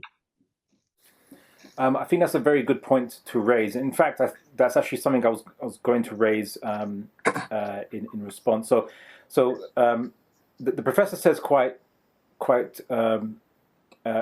aptly that there's liberal theory and there's liberal theorists. And so just let's say, just because maybe one of the founding fathers of America might have slaves, it doesn't mean that liberalism believes in slavery, which I totally would concur with him on that. But then this brings us to the fundamental problem of actual liberalism itself. What is the holy book of liberalism? The text that we can refer to that limits the amount of interpretation that can come from liberalism, sets parameters to it. Well, there isn't any. So then, what then makes something liberal? So what is liberal theory? It's not a Platonic form that floats around that we can access and refer to. But liberal theory is anything that liberals say it is my point. And when I was talking about people, liberal theorists advocating colonialism or what have you, it wasn't perhaps them just saying, I think colonialism is a good idea. They wrote detailed tracts relating their own thinking, the thinking in their other books. And in fact, On Liberty, the classical book by John Stuart Mill, talks about imperialism and colonialism, and justifies it in his own book On Liberty, which is viewed as a great reference for classical liberals, but for social liberals mostly, right? As in, we're under social liberalism today as the most dominant form of liberalism. You could also want to read other books by John Stuart Mill, like one book was called On the Treatment of Barbarous Nations, which he published in 1874. He discussed that in a bit more depth, but you can see his justification for colonialism and imperialism in his book On Liberty, which is a very seminal book of political philosophy by John Stuart Mill. If ever you're going to study the political philosophy of John Stuart Mill, upon which much of the current day modern liberalism or social liberalism is, or at least from the Anglo-Saxon perspective, is certainly based upon, On Liberty is the most preeminent book of his. So he didn't really write the book saying, here's my ideas on what liberty means and how I can use utilitarianism to justify it. Oh, but by the way, just on the margins, here's why I think colonialism is a good idea and it's not related to my other ideas. No, he went from his liberal theories into how it relates to colonialism being a good thing under certain circumstances against quote unquote barbarous nations, including one of those being India, but he also mentioned other barbarous nations like Algeria, which was colonized by the French. So that's why there is no separation between liberal theory and liberal theorists. If the liberal theorist is making a politically philosophical argument about something related to their other ideas, then it's part of liberal theory, I would say. There's no holy book of liberalism, which is why you'd probably get more diversity in interpretation and hence more lack of clarity in political philosophy where it is not related to a holy book than one where you have a holy book which at least limits the amount of possible interpretations that one can produce. As to the praxis of the Prophet Muhammad sallallahu alaihi wasallam's sayings to the actions of Muslims, we can make quite a definitive border between those two things. We can circumscribe that the Prophet Muhammad sallallahu alaihi wasallam is, as we believe, is a prophet. His sayings are the basis of our ethics, of our law, but Muslim activities or actions are not, and can never be. And so, if the Prophet Muhammad sallallahu alaihi wasallam said it, if the Quran says something, it has absolute authority from our perspective, and overrides anything else that we might want to bring later on. And I think that is a good thing. Having laws and ideas founded upon immovable and immutable bases prevents people from abrogating these ideas later in life, later in a civilization. So if people, just to kind of explain, so I want to give you an example because I made a claim. I made this claim a couple of years back, and then I was actually quite heartened to see that there was an author who actually made a similar claim about how liberalism fails and what happens when liberalism fails. So fascists are not people who just wear jackboots and wear black leather uniforms. Fascists are basically people who come to this idea, which is that they believe in the rights of the individual too. They also believe in the rights of the individual. However, they point out something. They say that if there's no God, or God is not important for the rights of the individual, and society doesn't really, your rights as an individual or your human rights don't come from, let's say, the animal kingdom or the natural world, and nor from God. So who or what is giving you rights? Where do rights exist? Who's actually kind of giving you and protecting these rights for you? Well, it's the state. So then the fascist just simply makes the conclusion that if there's no God, or if God's not important to deliberation, in politics, so i.e. a secular view, and there is no natural rights, the only basis for your rights is that the state recognizes that you have these rights, and therefore then the state must be more important than your individual rights, because without the state there is no individual rights. When a philosopher or even a liberal comes to that conclusion, then they then become, you could say, fascist, which is the idea that the state is the most important institution because it is the foundation of all rights and therefore should be protected and therefore should be defended and strengthened and so on and so forth. So that's in essence what fascism and why liberalism under certain economic and social conditions will usually has collapsed to fascism many times. The professor Oppy has mentioned about Britain as an example. Why not Britain? Collapsing to that. That's a very good question. Mainly because I think Britain has a lot of anti-democratic policies, including the fact that it has a unelected house where you have lords, which are meant to defend the traditions, British traditions, and the monarch, which underpins that. So, if a fascist government got into power in Parliament, in theory, the Queen obviously is meant to could step in and dissolve that Parliament, and the House of Lords will prevent popularist politicians from getting fascist laws passed through the lower house. So it's meant to. So you have these very deliberately anti-democratic. So it's deliberate for this one reason: is to prevent popularism from gaining control of the state. And I think now that will be it for kind of discussing between practice and theory, and that's all I think I have to say anyway to illustrate my point. Oppy, I'm just gonna because in the interest of time, by the way, we only have around 11 minutes left. It is around 10 o'clock p.m. in Australian time, so it is getting a little bit late for the audience. So while you're responding to that, I'm just gonna layer it on with perhaps another question from the audience. And this was sort of in response to, I guess Abdullah's making the claim that there's a centrality that the Islamic tradition has that we can sort of put a discrete boundary around, right? Say this is within the tradition, this is not, this is history is not legal precedence, this is legal precedence is in, let's say, the form of the Habs or whatever jurisprudence that we have. And that perhaps liberalism, and this is one of the questions that was asked,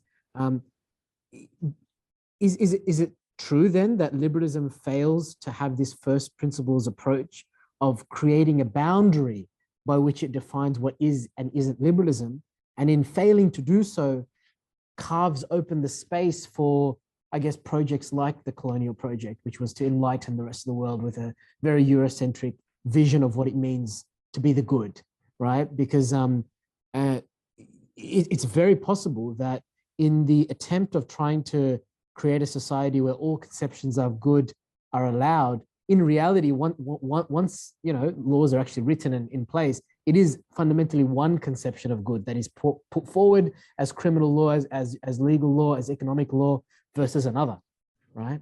I guess that would be a question that I would give to Professor Oppy. Okay, so there's a few things I wanted to respond to, and if I forget any of them, remind me. So first of all, I wanted to respond to the kind of the vulnerability to fascism argument. So if you're thinking, and you sit, as I do, towards the kind of welfarist end of liberalism, or perhaps beyond it, right? You're going to think very likely that something like the principle that Rawls offers, that inequalities in society are going to be justified only insofar as they raise up the worst off. If you've got a commitment to something like that, you're not going to be vulnerable to fascism. That's a kind of completely anti-fascist thought, right? And the kind of general point about so the point you wanted to make, the point you just made, I'm forgetting already. I'm getting tired. It's getting so late. So yes, the point about the idea that somehow or other, in trying to make room for competing conceptions of the good, you end up committing to a conception of the good. That actually isn't true. That just misrepresents the liberal position, because the idea is that we have competing sort of comprehensive conceptions of the good, and each of us, whether singly or collectively in groups of whatever sizes, entitled to pursue these conceptions consistent with allowing everybody else the same degree of latitude in pursuing them. That's not now a comprehensive conception of the good. It's not a conception about the meaning of life, about what makes life worth living, and so on. It's a framework that enables people to pursue their substantive conceptions of the good without imposing any particular substantive conception upon them. And that's going to be quite different from what you get in a state that's controlled by religious authorities, where there is a particular conception, a conception that says that the good flows from a particular God, and there's a particular set of edicts that have been issued by God, and these can constitute the framework for proper behaviour and so on, where there's no prospect of getting agreement across the world's religions on those particular edicts and so forth. So I think that actually that worry is quite misguided. It's not that liberalism offers you a comprehensive conception of the good. On the contrary, it's designed specifically to enable a pluralism about comprehensive conceptions of the good. Right? And this is a view that applies at the level of the state and the design of the state.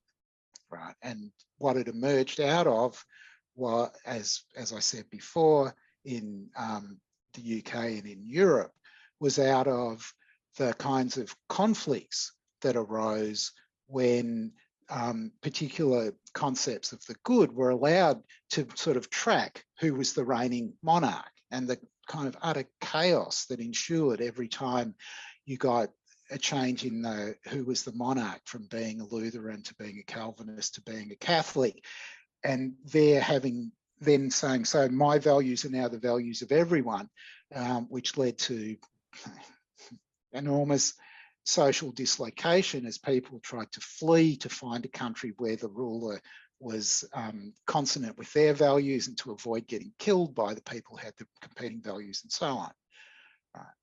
So it arises out of experience about what happens when you entrench a particular comprehensive conception of the good as in the state, rather than taking the liberal alternative. What if a response was made, hypothetically, that this is a very contingent problem with the Christian and European experience with what Christendom has felt and Christendom experienced as its reigning paradigm of religiopolitics, if we were to articulate it. Whereas the conception of what religiopolitics looks like in, let's say, many periods in the Islamic Caliphate, of obviously with huge amounts of variances between them, but overall within its jurisprudential tradition is a relatively accommodating, in the sense of having particular legal codes and particular, let's say, religious traditions being allowed to, let's say, have their own courts, have their own judicial bodies in a limited capacity, of course, but allowing it far more so than, let's say, the Christian tradition ever did, and far more so than liberalism today in its modern formulation, with its universalization of and homogeneity, its insistence on homogeneity as the judicial maxim by which we measure right and wrong. Is there a sense in which the anxiety we have about the non-secular is fundamentally something that's inherited from a Christian tradition? So I'm not sure that there's that much difference. I mean, we can argue about this, right? I mean, everyone knows that there's kind of tensions between Sunni and Shia, but there are plenty of other Muslim groups that were persecuted throughout history. You know, Druze, Ismailis, Alawites. There are lots of them that were persecuted under the Ottoman Empire, and it's. I mean, the kind of significant difference, perhaps, is that almost from the beginning, there was a very large majority, very large Sunni majority, whereas at the time that Christendom disintegrated, there were roughly 3 equally sized powers. And that would make it, if it's true, a purely contingent factor, kind of accident of history. I mean, if you look at the way that different religions get on, if you look, for example, at the partition of India, or you look at conflicts in, say, China between Muslims and Buddhists and Confucians and so on, there's nothing that singles out any particular religion as being more problematic or less problematic than any other, as far as I can see. If I might interject, when the idea that liberalism doesn't really kind of you could say arbitrate between competing conceptions of the good, but instead remains neutral and facilitates differing conceptions, I'd say that for a state to make any kind of legislation, it simply has to, and I'll give you some examples. Let's take one typical example. So, cocaine, right? Let's go to cocaine. So, cocaine is something which is a drug, and obviously it can be taken, and it can be taken voluntarily. People can take it voluntarily as a life choice. They think that, well, imbibing intoxicants, such intoxicants, is a life choice for them, and that's their conception of the good, is to be doped up, as they say. But due to social idealism kind of dominating social liberal thought, it was deemed that this is against the individual's own self-realization to enslave themselves to such an intoxicant, and therefore such drugs should be outlawed for the good of for the individual's own good. Even though the individual might say, I might take cocaine recreationally, I can control it, but even if I can't, it's not for you to tell me that it is against my own conception of the good. So social liberalism, and in this case driven by social idealism, not utilitarianism necessarily, although I suppose you could make a utilitarian argument. You can make a utilitarian argument for actually even why drugs are actually even maximizing pleasure. But the social idealist argument, which is that it goes against the individual's own self-realization. It also led attempts by social liberals to even ban alcohol. But in America, anyway, it was successful for a bit. In England, it wasn't that successful. Instead, they just imposed a sin tax on it. Not a sign tax, but a sin tax, a tax on sin, right?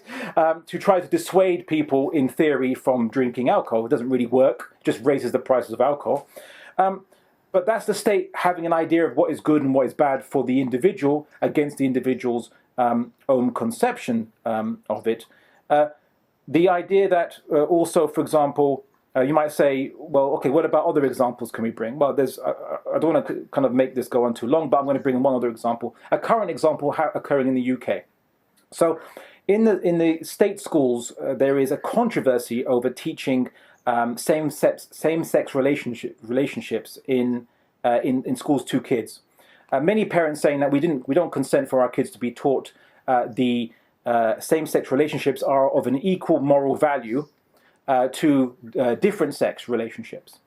But then the counter-argument is, but this is against equality. So equality is that all these different life choices are all equally valid, and therefore kids deserve an education as to all the different life choices they can choose, and they must be told that these are equally valued or valuable or of equal moral worth life choices. But this is now the state dictating what is good and what is bad, what is morally equal, what is morally not equal.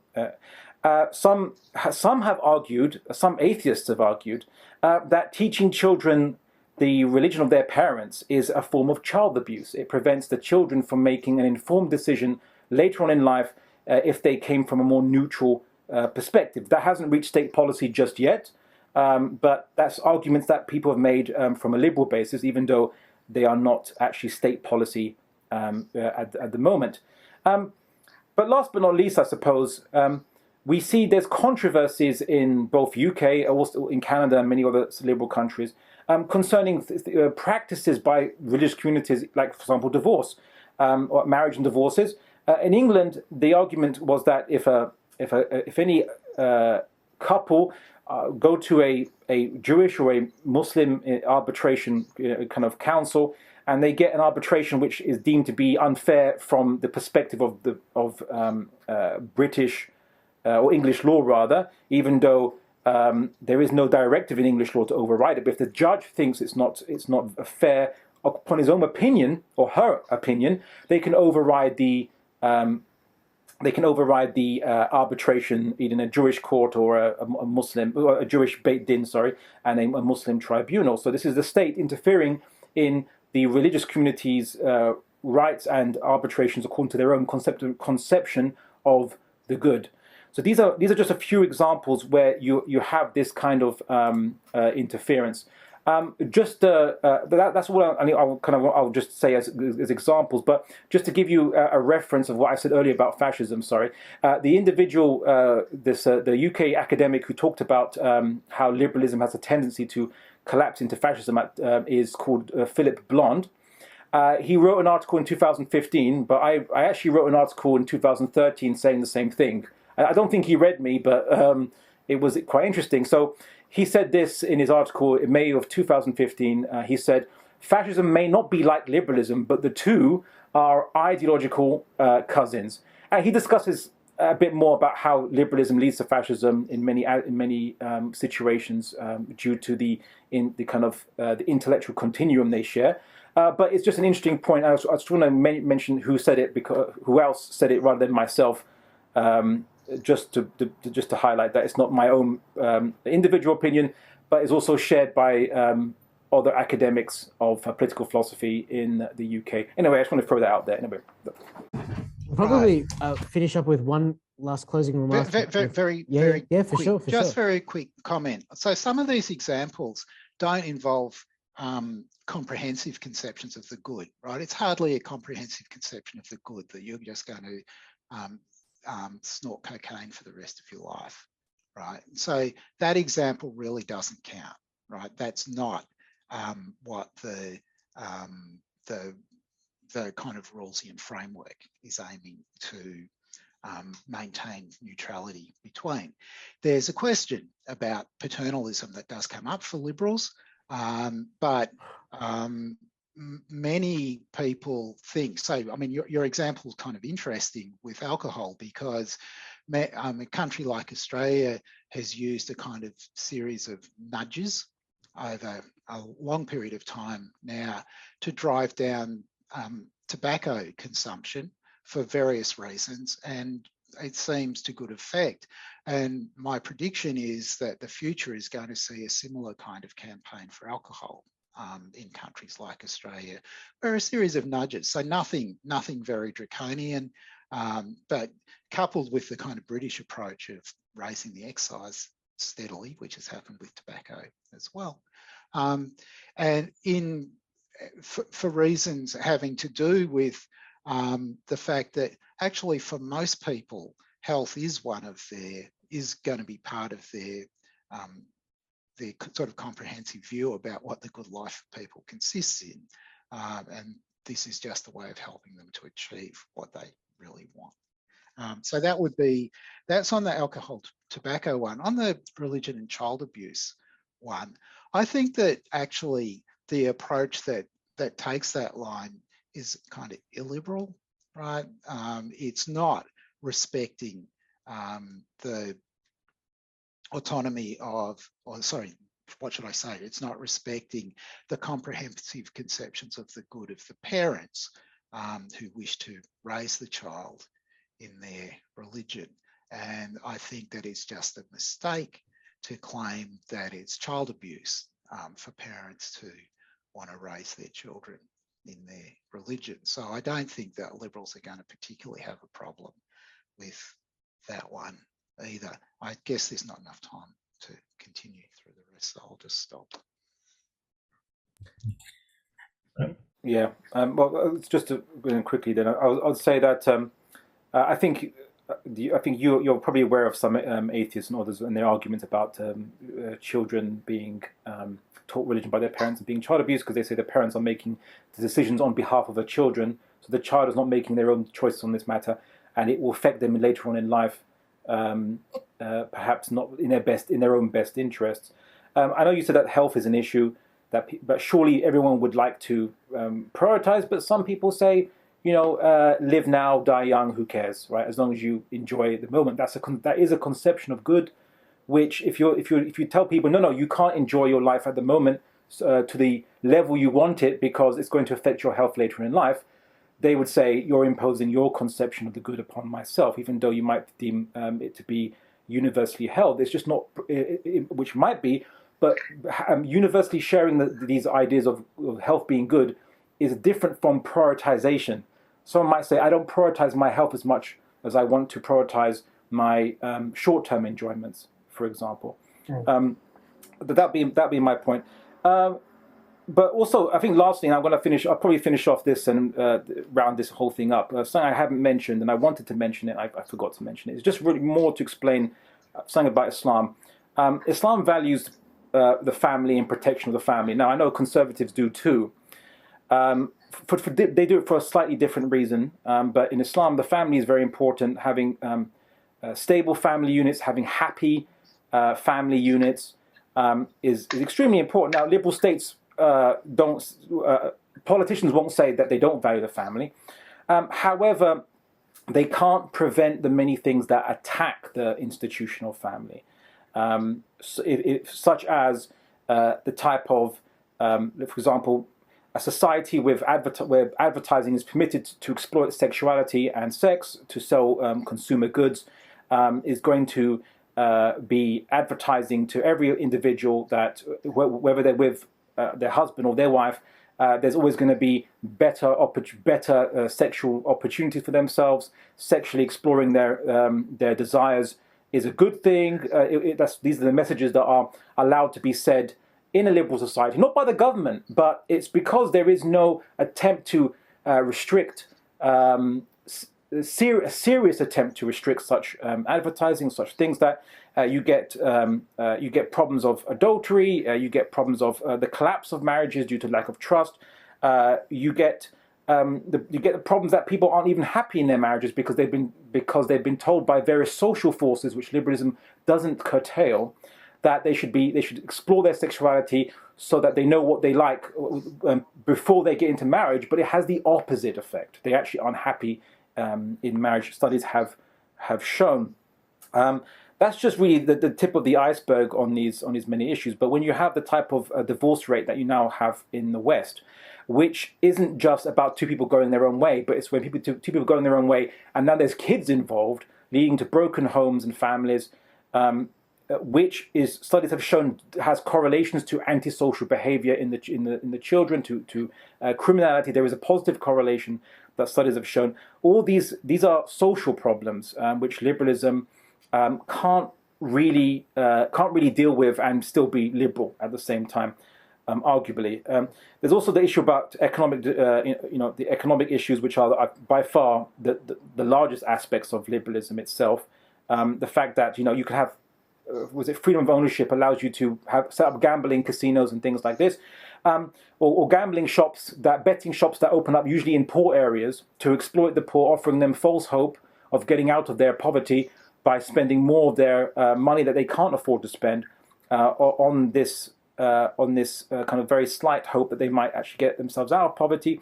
These types of exploitations of human beings, the fact that liberalism doesn't prevent those who are influential, both socially and politically, or at least socially anyway, the media moguls and many others, from telling people what to want, making them want things they don't want. The whole point of consumerism, the success of it was that people used to buy things only because they need it, but now they were going to be encouraged to buy things they don't need in order to maximize profits. And as I said, anyone who studies psychology at university in Sydney, you've got two main job prospects for you. One of them is to be a psychiatrist or psychologist, and the other one is to be in advertising, right?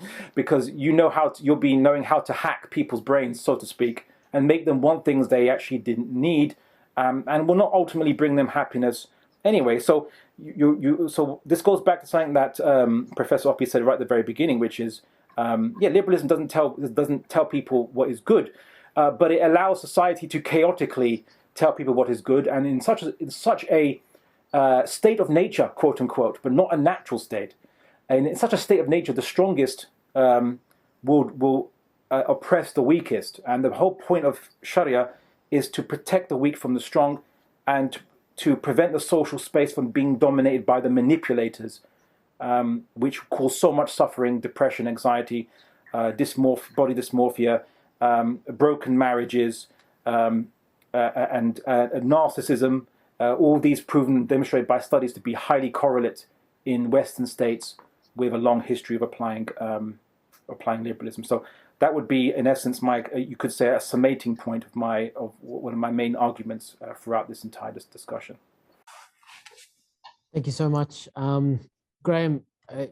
Since he has sort of had his last say, and he did begin the discussion, if you wanted to have some concluding remarks, I'm more than happy to open the floor for you.